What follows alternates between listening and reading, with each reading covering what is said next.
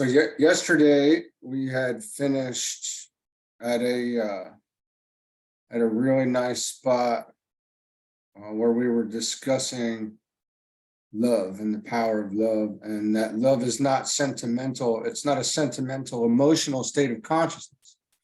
It takes into account the point in evolution and the development of character of those to be loved. But in spite of all, it is a love which sees truly, and which, because it sees so truly, can act wisely. It is a love which realizes that the world needs love, and that a spirit of love can draw all men together into that outward unity, which is based upon a recognized inner relationship. That's where we left off yesterday, and we're still in the last chapter, and we'll get started with what's fresh today. And then it goes on and says, we are also ready to take love. And I think this is, relatively true, right? We want to accept love, but I think we don't think about where it actually comes from. We're also eager to be loved, because we realize unconsciously, if not consciously, that love means service, and we like to be served. The time has come when that selfish attitude to life must change, and we must learn to give love and not to ask love, to go out in service to all whom we contact day by day, and expect and exact nothing for the separated self. When this spirit becomes more general, when this spirit, which is outstandingly the spirit of Christ and of those who know him best, becomes more general, then we shall see a more rapid consummation of the desired changes. Theologically, we have said that God is love, and then have interpreted him in terms of our own hatreds, our own limited ideals, our narrow theologies, and our separative attitudes. We have recognized Christ as the great server of the race, and have pointed to him as the example of what is possible. But we accord no general service, and that quality is not yet the motivating power in the life of the world.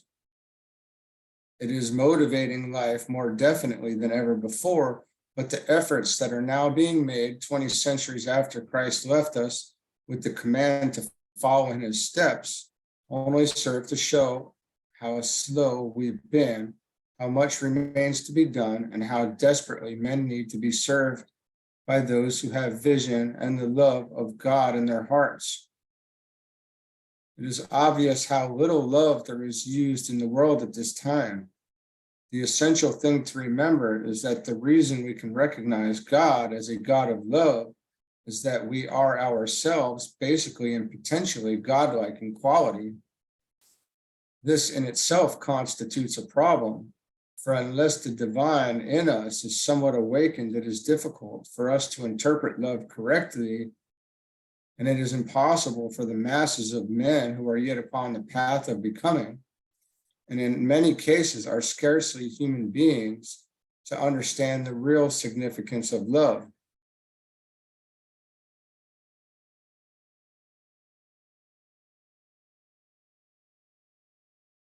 And this keeps going. I have things I sometimes want to say, and then I always have to look below to make sure it's not about to be said. The understanding of love and the expression of love are strictly personal matters, and that's what I was going to say. Is it is a personal matter. And I see, I don't even want to go, so I'm just going to go ahead and keep going here. Love can remain indefinitely a theory or an emotional experience. It can become a motivating factor in life and something which we contribute to the whole.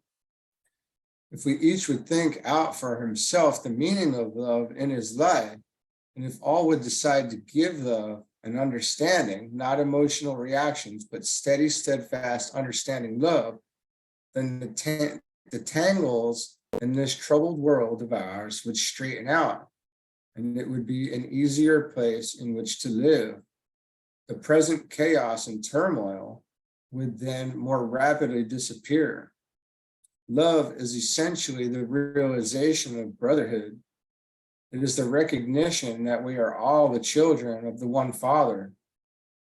It is pity and compassion and understanding and patience. It is the true expression of the life of God. And we just let it pour through us and out to others, right? And we can hold steady in that, then things can definitely begin to change.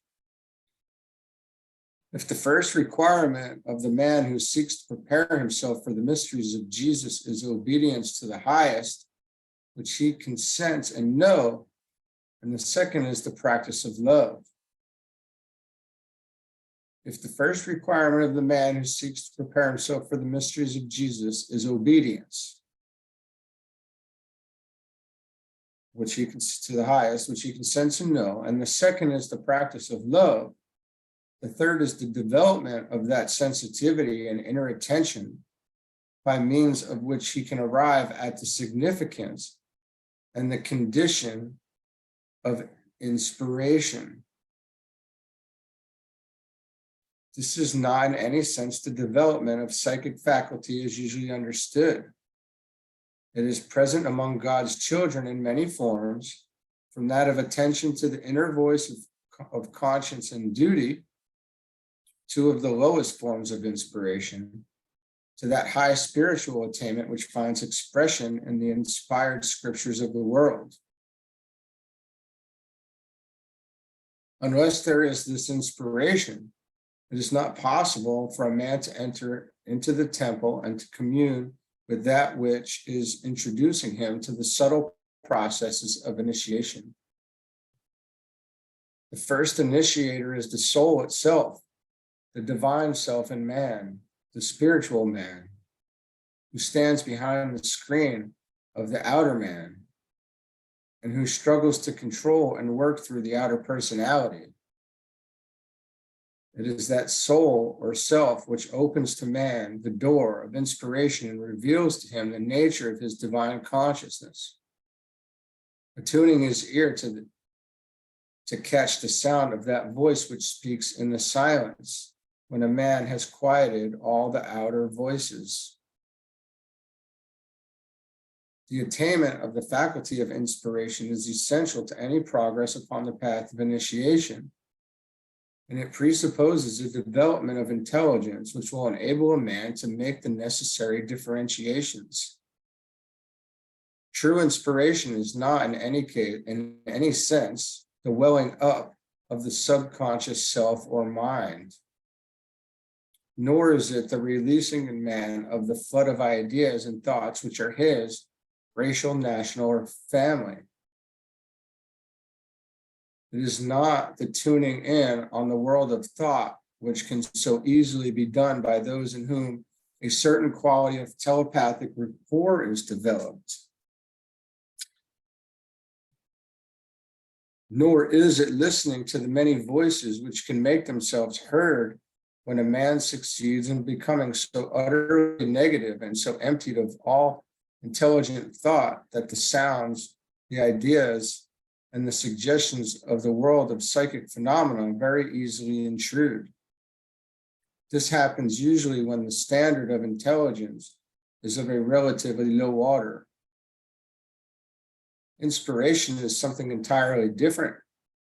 It is a penetration into the world of thought and ideas to which Christ listened when he heard a voice and the Father spoke to him. It is the intuitive response of an intelligent mind to impressions coming from the soul and from the world of souls. The speech of the kingdom then becomes familiar to us. We are in touch with those liberated souls who are functioning in that kingdom, and the waves of thought and the ideas which they seek to impress upon the minds of men find their way into circulation through the attuned minds of the disciples of the world. This is inspiration. And this is the faculty for which aspirants everywhere should begin to train themselves, and which must be attained in the world of everyday living. It is a power which is generated through the processes of right meditation. It is an expression of the soul, working through the mind and thus actuating the brain with impulses which are purely spiritual. Inspiration is responsible for all the new ideas and the developing ideals of our modern world. The age of inspiration is not gone and past. It is present here and now. God still speaks to men, for this world of ours still provides adequate facilities for the development of those qualities which are characteristic of the Christ in the human heart, the soul, the Son of God in incarnation, dwelling in this vale of tears, or as it has been called, this vale of soul making.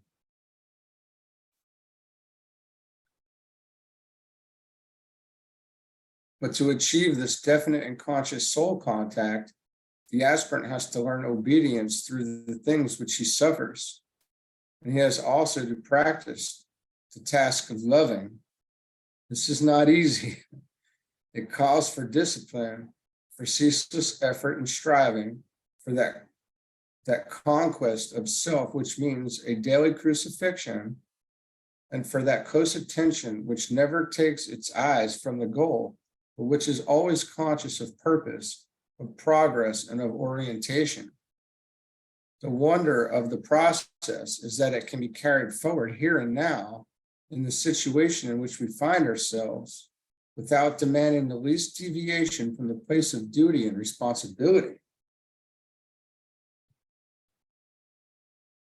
That's good news, I want to say to many who may question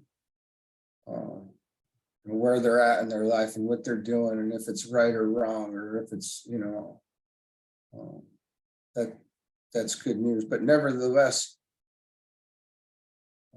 it's pretty clear that we see that this grows. It's a growth. It's all growing together, and it doesn't all happen at one time. And it's a progress, and we watch the progress and the orientation, meaning to where our awareness is, and then really more and more each day focusing our awareness to what is spiritual, as opposed to materialistic in nature. And it happens, and it's something that we can be aware of. Such is the goal for the man who seeks to stand with Christ in the founding of the kingdom, thus fulfilling the will of God. There is no other objective worthy of man's attention, nor one which will so absorb every power he has, every gift and talent he possesses, and every moment of his being. Today, the call is going forth for servers of the race and for men and women who will work at the task of perfecting the self in order that they may be better equipped to serve their fellow men and God in man. We are told that when we enter the world of ideals, the differences between religions become negligible and the agreement striking. There is only one ideal for man, to make himself profoundly human. Be ye perfect. The whole man, the complete man, is the ideal man, the divine man.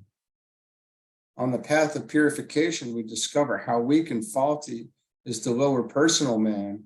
On the path of discipleship, we work at the unfoldment of those qualities which are characteristic of the man who is ready to tread the way and be born in Bethlehem. Then we shall know the truth about ourselves, and God shall know through attainment whether what we are told is a fact or not. We are told that no one can rightly understand the historic truth of such documents as the Gospels unless he has first experienced within himself the mystical meaning which they contain.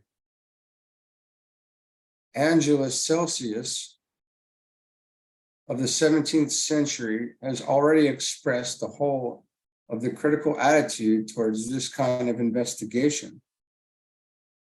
Though Christ were yearly born in Bethlehem and never had birth in you yourself, then were you lost forever. And if within yourself it is not reared again, the cross at Golgotha can save you not from pain. Self-knowledge leads one to God knowledge. It is the first step. Purification of the self leads one up to the portal of initiation, and then one can tread the way that Christ trod from Bethlehem to Calvary. We are human beings, but we are also divine. We are citizens of the kingdom, although we have not yet claimed and entered into our divine heritage. Inspiration is pouring in all the time. Love is latent in every human heart. Only obedience is required at the first step. And when that is rendered, service, which is the expression of love, and inspiration, which is the influence of the kingdom, become a definite part of our life expression. This is what Christ came to reveal. It is the word which he sounded forth. He has demonstrated to us our human and divine possibilities. By accepting the fact of our dual but divine nature, we can begin to aid in the founding and expressing of the kingdom. The realization must come to us that the highest, purest, and absolutely adequate expression of the mystery of man is Christ, the God-man. He alone really and finally places human nature in the right light. His appearance in history entitles man to regard himself as more than a mere creature. If there is really a God-man, there is also a man-God. That is, man who has received the Godhead into himself. The man-God is collective and universal. That is to say, mankind as a whole, or a world church. For it is only in communion with all his fellow men that man can receive God.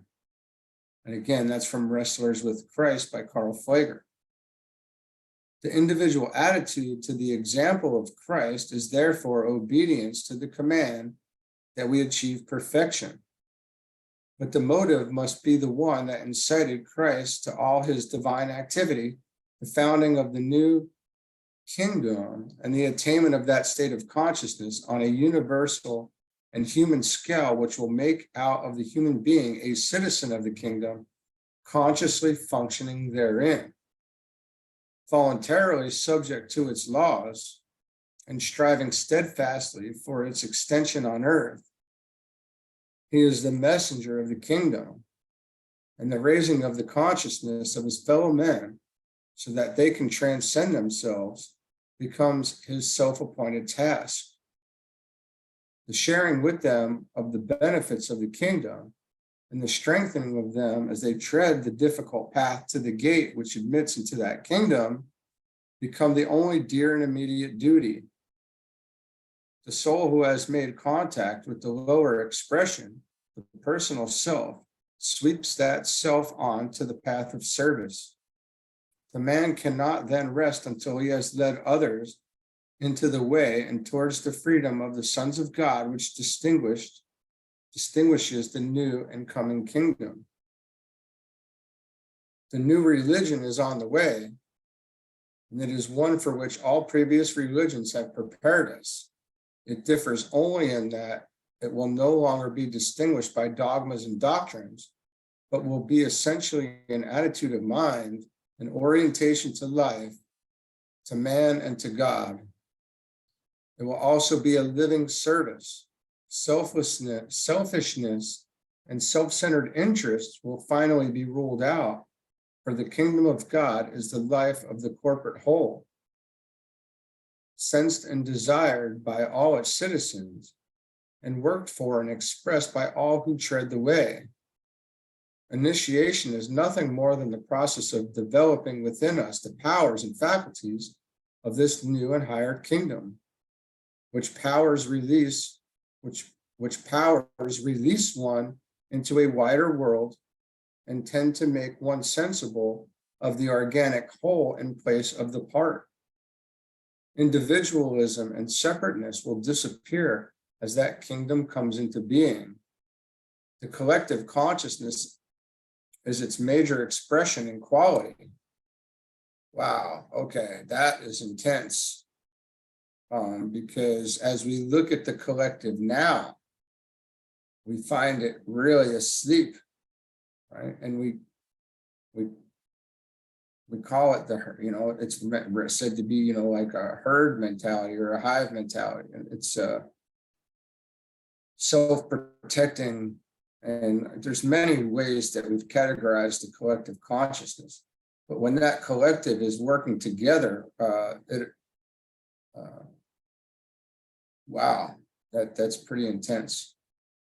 It is the next definite and clearly indicated step upon the evolutionary path, and there is no escape from this issue.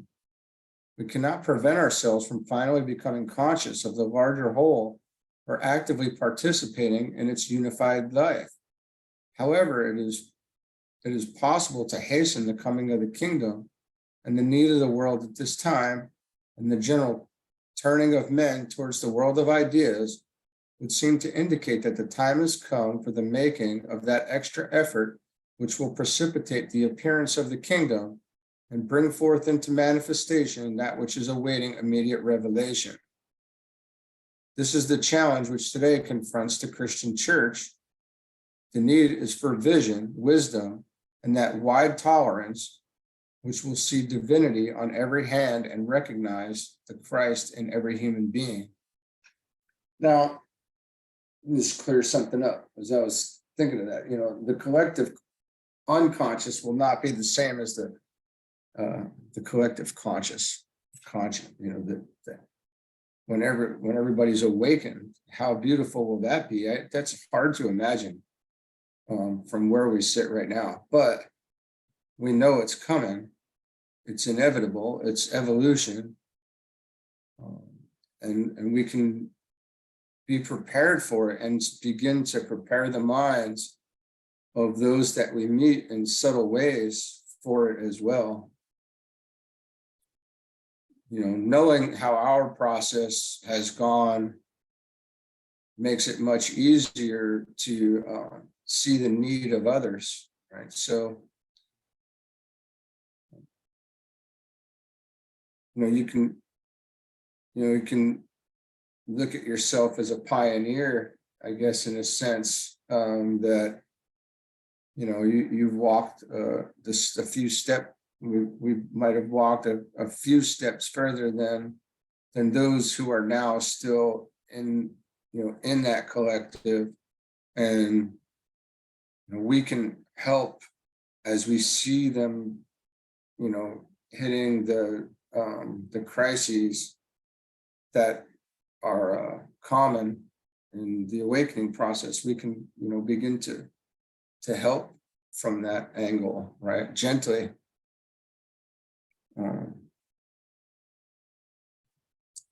As we grasp the significance of the kingdom of God, we begin to understand what is meant by the Church of Christ and the meaning of that cloud of witnesses from Hebrews, by which we are so constantly surrounded.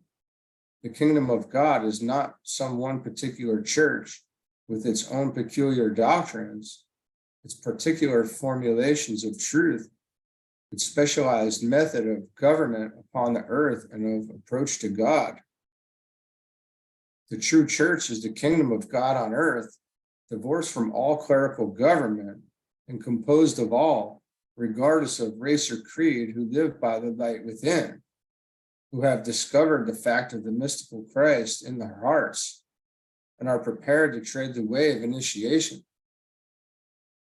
The kingdom is not composed of orthodox, theologically minded people. Its citizenship is wider than that and includes every human being who is thinking in larger terms than the individual, the orthodox, the national, and the racial. The members of the coming kingdom will think in terms of humanity as a whole. And as long as they are separative or nationalistic or religiously bigoted or commercially selfish, they have no place in that kingdom.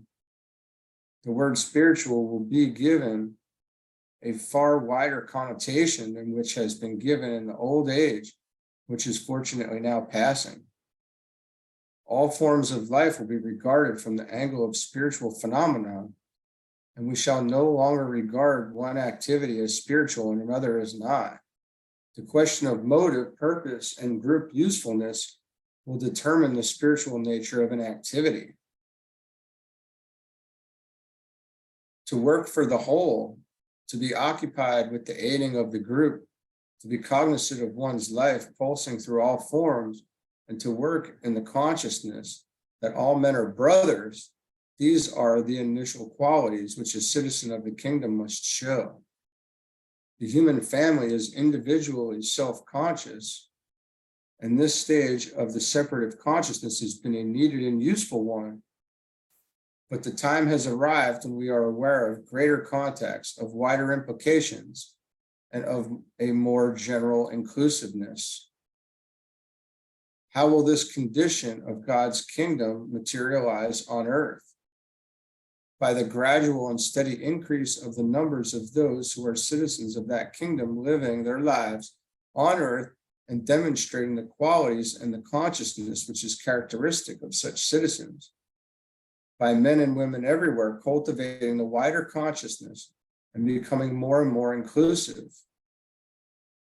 Any reflection, Dr. Hawking tells us, that can infallibly break the walls of the self, open up at once an infinite world field.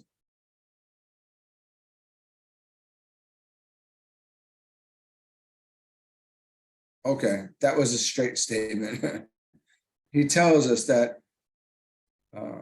any reflection that can infallibly break the walls of the self opens up at once an infinite world field. Any reflection that can infallibly break the walls of the self opens up at once. Okay. Said a second to my one, I have given all the numbers.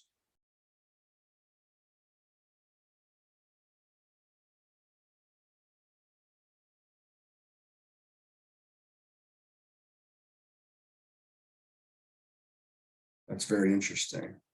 It's from a book called The Meaning of God and Human Experience by W.E. Hawking.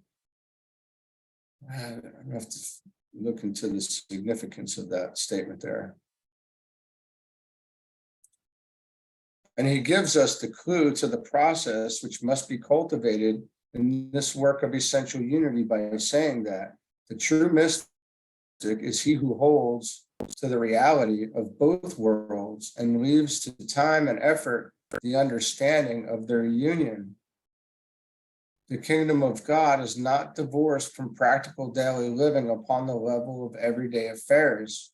The citizen of the kingdom is world conscious and God conscious. His lines of contact are clearly delineated in both directions. He is interested not in himself, but in God and his fellow men, and his duty to God is worked out through the love he feels and shows for those around him. He knows no barriers and recognizes no divisions. He is living as a soul in every aspect of his nature, through his mind and his emotions, and on the physical plane of life. He works through love and in love, and because of the love of God. And we are love. We're products of love. A close study of the gospel story and a spirited attention to the words of Christ will make apparent that the three outstanding characteristics of his work and the three main lines of his activity are intended to be ours also. These three are, as we have seen, first, the achieving of perfection and its demonstrating.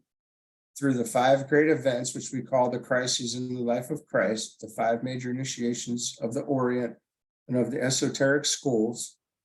Secondly, the founding of the kingdom, a responsibility which rests upon each of us, because though Christ certainly opened the door into the kingdom, the rest of the work rests upon our shoulders.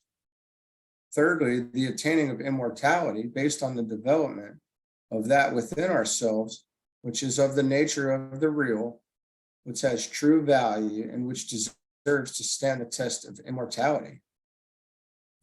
This last thought is one which warrants our attention, arresting in its implication. It is sadly and deeply true that man, as he exists today, is not capable of survival. He must change or perish. Man, as he is not the last word of creation. If he does not, he cannot adapt himself and his institutions to the new world. He will yield his place to a species more sensitive and less gross in its nature. If man cannot do the work demanded of him, another creature who can will arise. And that's from the Supreme Spiritual Ideal by Radhakrishnan in the Hibbert Journal again. That's some deep stuff there. He must change or perish. Man, as he is not the last word of creation. If he cannot adapt himself and his institutions to the new world, he will yield his place to a species more sensitive and less gross in its nature.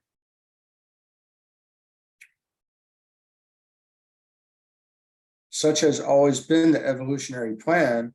The life of God has constructed for itself vehicle after vehicle in order to manifest, and kingdom has succeeded kingdom. The same great expansion is imminent today. Man, the self-conscious being, can differ radically from the forms of life in the other kingdoms because he can go forward upon the wave of God's life in fullness and full consciousness. He can share in the joy of the Lord as the wider reaches of consciousness become his. He can know the nature of that bliss, which is the outstanding condition of God's nature. There is no need for human failure, nor for a definite break in the continuity of revelation. There is that in man which can enable him to bridge the gap between the kingdom in which he finds himself and the new kingdom on the horizon. Human beings who are citizens of both kingdoms, the human and the spiritual, are with us today as always. They move with freedom in either world, and Christ himself gave us the perfect demonstration of that citizenship and told us that we could do even greater things than he had done. Such is the glorious future toward which man is oriented today and for which all world events are preparing him. The preparation for this kingdom is the task of discipleship and constitutes the arduous discipline of the 5-fold way of initiation. The work of the disciple is the founding of the kingdom, and the primary characteristic of its citizens is immortality. They are members of a deathless race. How great is that? I don't remember having ever heard that before, the deathless race. And the final enemy which they overcome is death. They function consciously in or out of the body and care not which it is. I think we remember Paul saying something like that, right? They have life everlasting because there is in them that which cannot die, being of the nature of God. To be immoral because one's sins are forgiven seems an inadequate reason to an intelligent mind. To have everlasting life because Christ died 2,000 years ago does not prove satisfactory to the man who is conscious of his own responsibility and his own identity. To live forever because one is religious or has accepted certain forms of belief is a reason repudiated by a man who is aware of his own inner power and nature. To base one's faith and survival upon tradition or even upon an innate sense of persistence, does not seem sufficient. We know much about the power and tenacity of self-preservation and the creative urge to self-perpetuation. Perhaps these two are simply carried forward in an idealistic sense as man faces finality. And, and we see that now, that those ideas are certainly, more childish in a sense. Yet there is innate in humanity the sense of belonging elsewhere. There is a divine discontent which must surely have a basis in some natural inheritance, which is the guarantee of our origin. This reaching out towards a larger and fuller life is just as much a human characteristic as the normal tendency of the individual to reach towards family life and social contacts. It is therefore just as capable of achievement as that tendency, and to this the testimony of the ages contributes. Personal salvation is, after all, of small importance unless it has place in a more general and universal salvaging. Promise is held out in the Bible that he that doeth the will of God abideth forever, from 1 John. And in these words, we have the clue. There has been a tendency to think that when God created man, his will to expression had been perfectly satisfied. There is surely no real basis for this belief. If God is not capable of producing something of far greater perfection than humanity, and if the life which pours through the natural world is not working towards something greater, finer, and more beautiful than anything yet produced, then God is not divine in the sense in which this term is usually accepted. There's that. We demand of God far more than this, greatness beyond anything that has yet been shown us. We believe that this is possible. We rest back upon divinity and are assured that it will not fail us. But revelation of the ultimate perfection, whatever that may be, we should not limit God by any of our own preconceived ideas, may require the unfolding in man of powers and a mechanism which will enable him to recognize, to share in its wonder and its larger sphere of contacts. Absolutely. We ourselves may have to change in order to express the divine as Christ expressed it before God can go on to the manifestation of the beauty of the hidden kingdom.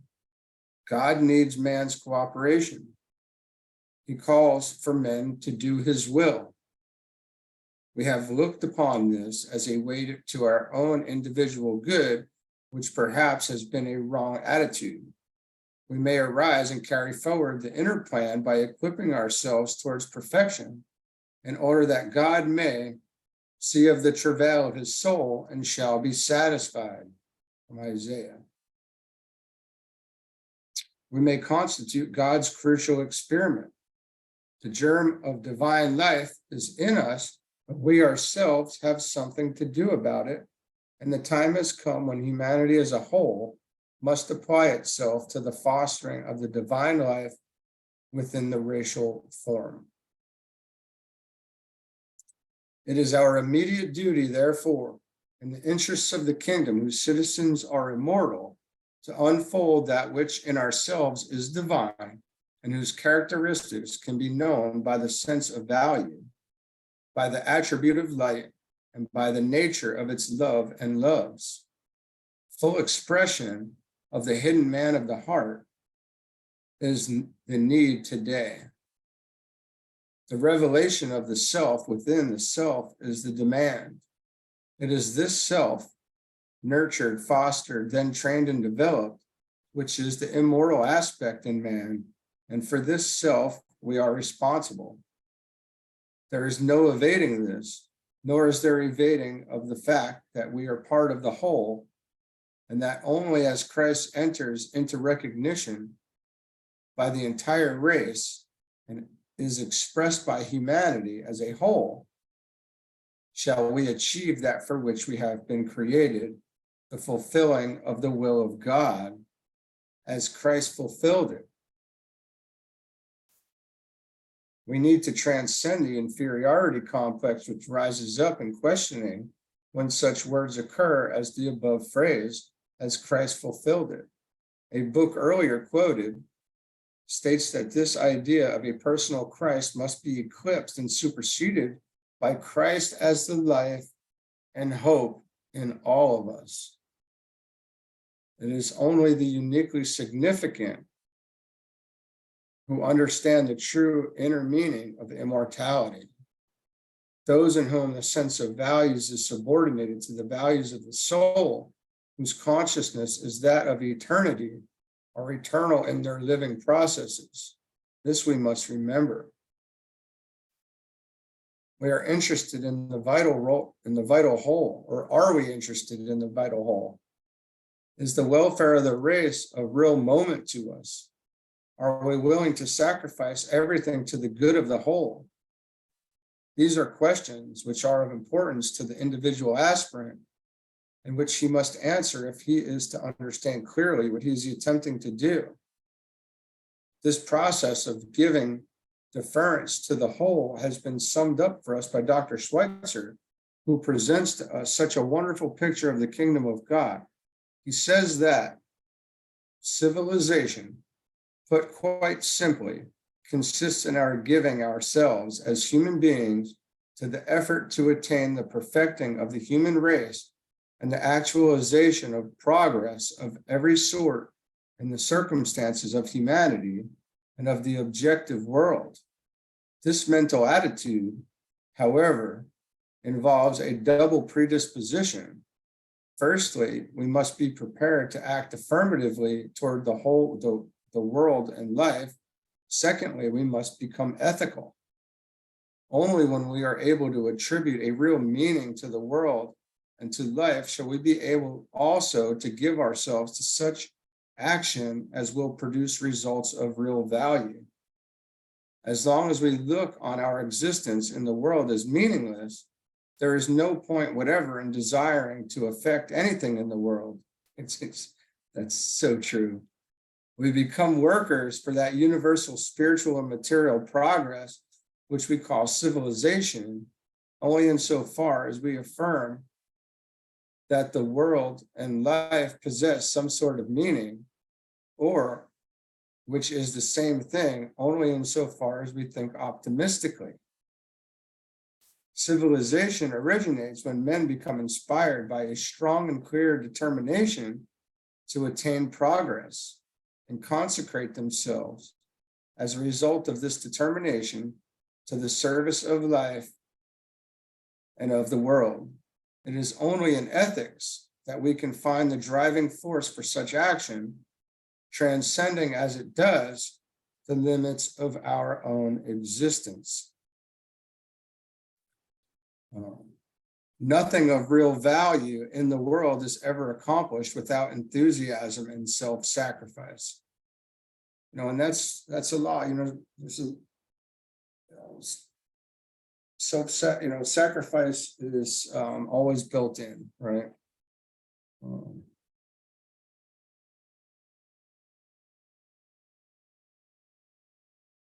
There was a lot going on there. There's a lot of really great stuff. I only laugh because, when we look around, why would we do anything if it weren't for something greater, right? Like, what's the point? I guess, and that's really an existential question that we all kind of probably come to at some point, and so many philosophers have really touched on that. So that's kind of why I giggle, because I've heard that in so many different ways.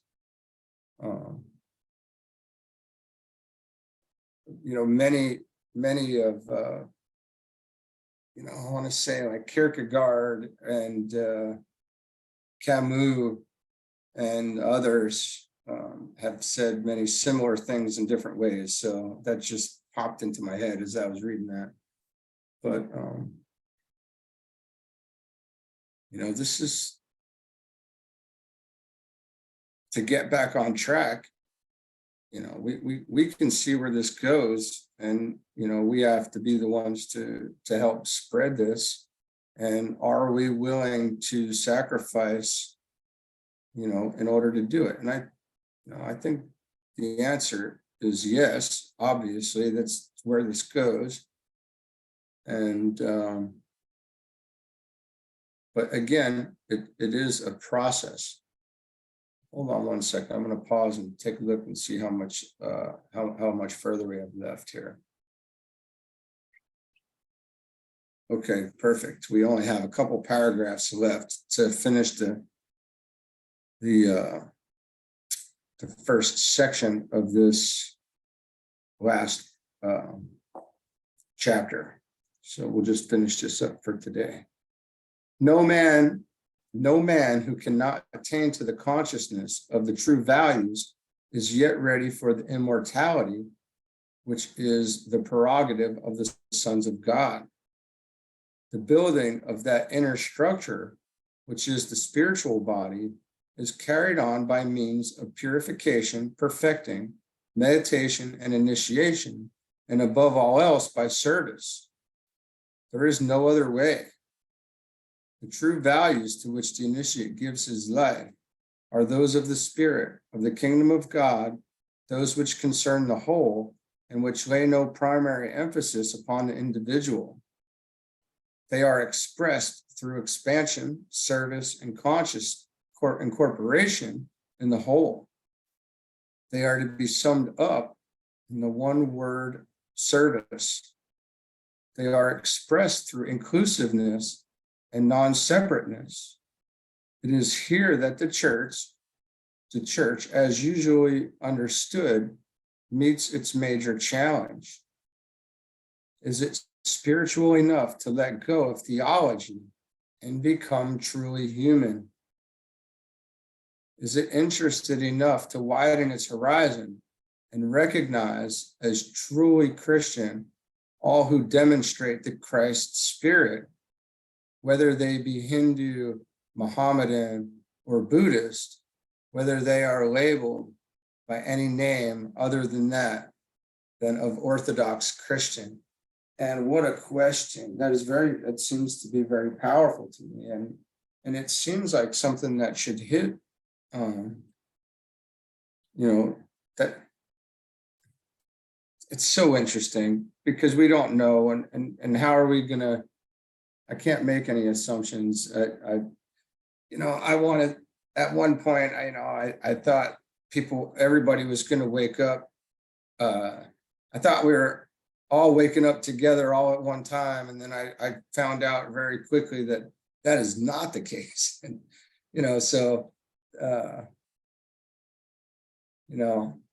what can you do? And then, now we just help, spread this, and we'll be pioneers.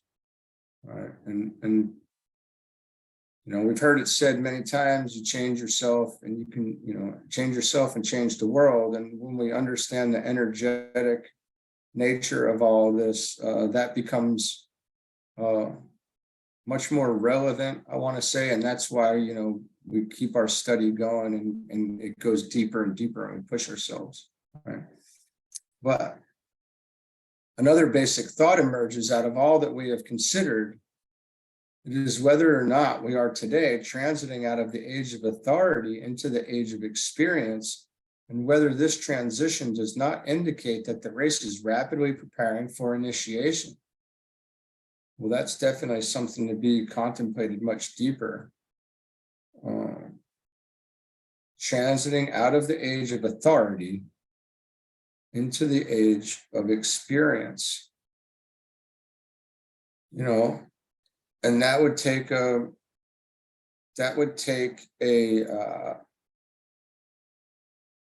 deeper look at world events as a whole, probably, or not just where we sit, but certainly we would look everywhere in the world And, freedom is always a big concept or point of contention. And it seems like more freedom has come to more places in the world, but it's also being challenged. And there's definitely some significance in that. And, there's crisis, there's a point of tension, which I think this would allude to a tension, and then an emergence of a new consciousness. So it seems that would be the case if we look at it. And now it's not something that I've looked at in this particular way.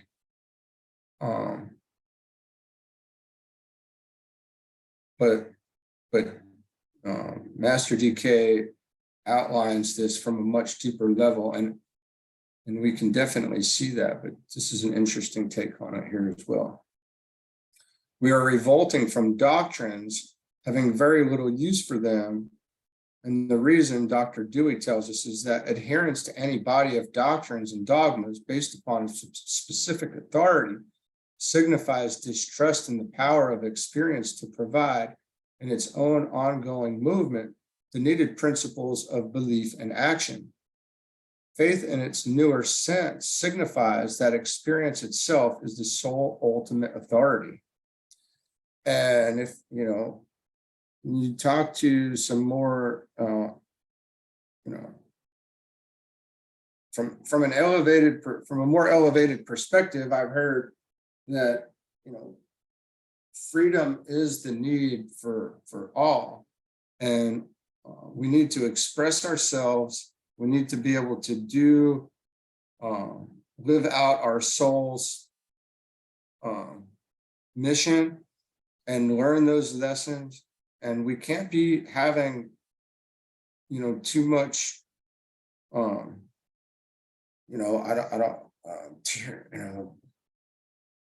want to say tyrannical, control that hinders our ability to live that a free life and to express and live out the mission of the soul. It really does. And that's why freedom is so important. And that's why, understanding the politics and working through all these things to see the depth of the world situation is also important. It's not just all the spiritual. And Alice Bailey just said this, we live in the world, but not of it, but it's working in both places. And we need to take up a position in the world, in a sense. What are you going to do? What am I going to do? What are we going to do to aid this along? Things need to be done in every facet. So it's very interesting. It is obvious that this connotes not uniformity, but a recognition of our essential unity. And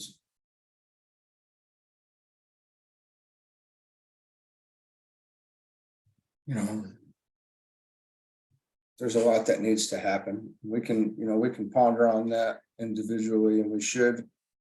And I will. And then we will finish this up, it looks like tomorrow. So this was the first section of the chapter 7, and we'll move on from here and on to the next thing. All right, thanks. Have a good one.